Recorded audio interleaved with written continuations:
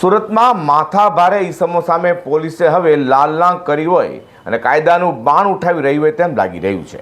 તે લિંબાયત વિસ્તારમાં માથાભારેની છાપ ધરાવતો અને જાહેરમાં એકને માર માંડનાર માથાભારે ઈસમને પોલીસે ઝડપી પાડી તેનું સરઘસ કાઢી બે હાથ જોડાવી કાન પકડાવી માફી પણ મંગાવી હતી. સુરતમાં અસામરિક તત્વો વારંવાર કાયદાના ધજાગરા ઉડાડે છે, જેને લઈને હવે પોલીસ માથાભારે ઈસમો જ્યાં ધાક જમાવે છે ત્યાં જ તેઓનું બે હાથ જોડાવી સરઘસ કાઢી રહી છે. તે લિંબાયત વિસ્તારનો એક વિડીયો હાલ તો વાયરલ થયો હતો. ગત તારીખ 26મી સપ્ટેમ્બરના રોજ વાયરલ થયેલા આ વિડીયોમાં એક માથાભારે ઈસમ આમ જનતાને માર મારી રહ્યો હતો. જે વિડીયો વાયરલ થયા બાદ લિંબાયત પોલીસે તપાસ હાથ ધરતા આમ જનતાને માર મારનારા માથાભારે સલમાન લસ્સીવાનું સામે આવ્યું હતું. જેને લઈને લિંબાયત પોલીસે આરોપીને ઝડપી પાડી તેનું સરઘસ કાઢી તેણે જ્યાં ગુનો આચર્યો હતો ત્યાં જ કાન પકડાવી માફી મંગાવી હતી. જેને લઈને પોલીસની કામગીરીને લોકોએ વધાવી લીધી છે. Bureau report G24 news.